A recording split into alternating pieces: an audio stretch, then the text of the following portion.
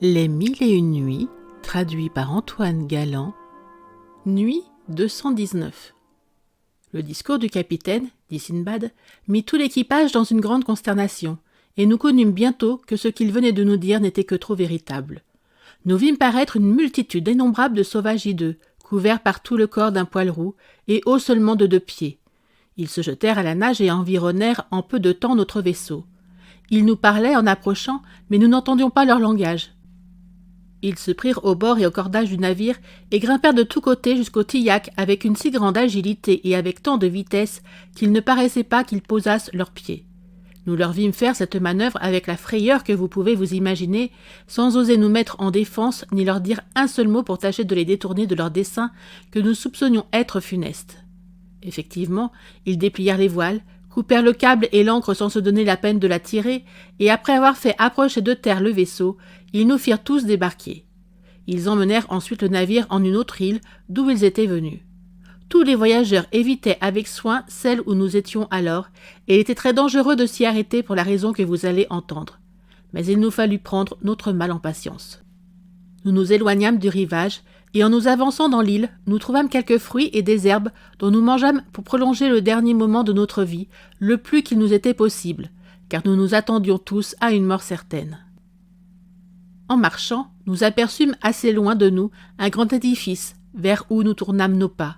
C'était un palais bien bâti et fort élevé, qui avait une porte d'ébène à 2 battants, que nous ouvrîmes en la poussant.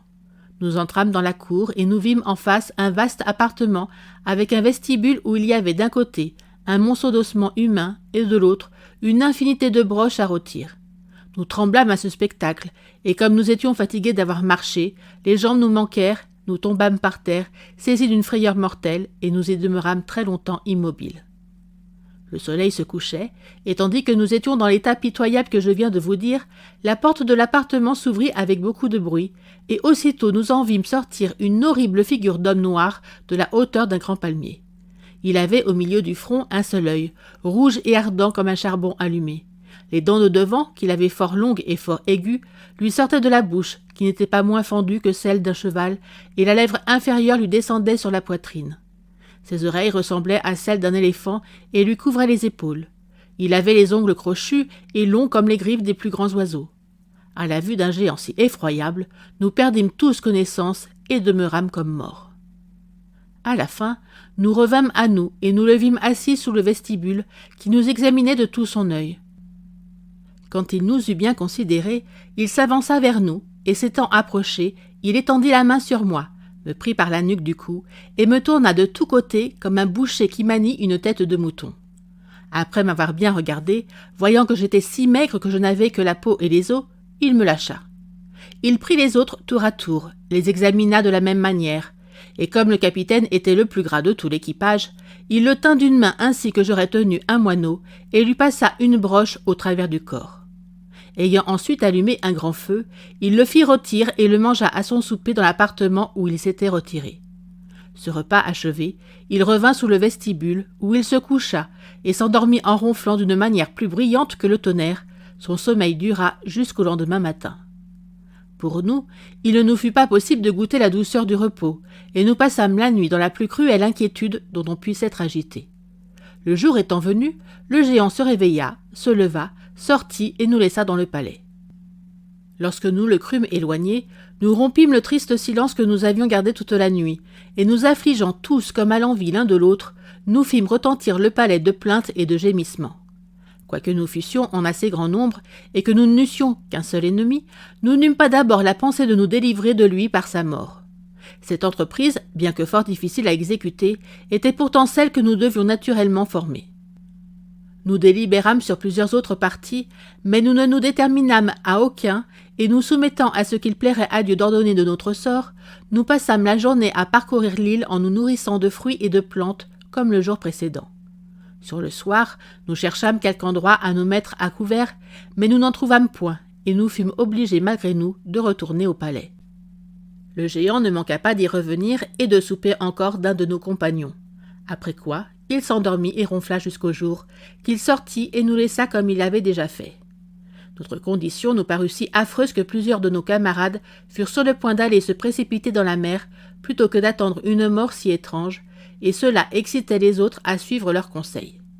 Mais un de la compagnie, prenant alors la parole. « Il nous est défendu, dit-il, de nous donner nous-mêmes la mort, et quand cela serait permis, n'est-il pas plus raisonnable que nous songions au moyen de nous défaire du barbare qui nous destine un trépas si funeste ?» Comme il m'était venu dans l'esprit un projet sur cela, je le communiquai à mes camarades qui l'approuvèrent. « Mes frères, leur dis-je alors, vous savez qu'il y a beaucoup de bois le long de la mer. Si vous m'en croyez, construisons plusieurs radeaux qui puissent nous porter, et lorsqu'ils seront achevés, nous les laisserons sur la côte jusqu'à ce que nous jugions à propos de nous en servir. Cependant, nous exécuterons le dessein que je vous ai proposé pour nous délivrer du géant. S'il réussit, nous pourrons attendre ici quelques vaisseaux qui nous retirent de cette île fatale. Si au contraire nous manquons notre coup, nous gagnerons promptement nos radeaux et nous nous mettrons en mer. J'avoue que nous exposant à la fureur des flots sur de si fragiles bâtiments, nous courons risque de perdre la vie. Mais quand nous devrions périr, n'est-il pas plus doux de nous laisser ensevelir dans la mer que dans les entrailles de ce monstre qui a déjà dévoré 2 de nos compagnons ? Mon avis fut goûté, et nous construisîmes des radeaux capables de porter 3 personnes. Nous retournâmes au palais vers la fin du jour, et le géant y arriva peu de temps après nous. Il fallut encore nous résoudre à voir rôtir un de nos camarades. Mais enfin voici de quelle manière nous nous vengeâmes de la cruauté du géant. Après qu'il eut achevé son détestable souper, il se coucha sur le dos et s'endormit. D'abord que nous l'entendîmes ronfler, selon sa coutume, 9 des plus hardis d'entre nous et moi, nous prîmes chacun une broche, nous en mîmes la pointe dans le feu pour la faire rougir, et ensuite nous la lui enfonçâmes dans l'œil en même temps et nous le lui crevâmes. La douleur que sentit le géant lui fit pousser un cri effroyable. Il se leva brusquement et étendit les mains de tous côtés pour se saisir quelqu'un de nous, afin de le sacrifier à sa rage. Mais nous eûmes le temps de nous éloigner de lui et de nous jeter contre terre dans des endroits où il ne pouvait nous rencontrer sous ses pieds. Après nous avoir cherché vainement, il trouva la porte à tâtons et sortit avec des hurlements épouvantables. Scheherazade n'en dit pas davantage cette nuit, mais la nuit suivante, elle reprit ainsi cette histoire. Merci d'avoir écouté cette vidéo. Si cette vidéo vous a plu, vous pouvez vous abonner gratuitement à la chaîne Coin Livre Audio. N'oubliez pas de liker avec le pouce vers le haut. Vous pouvez aussi me laisser un commentaire. À bientôt.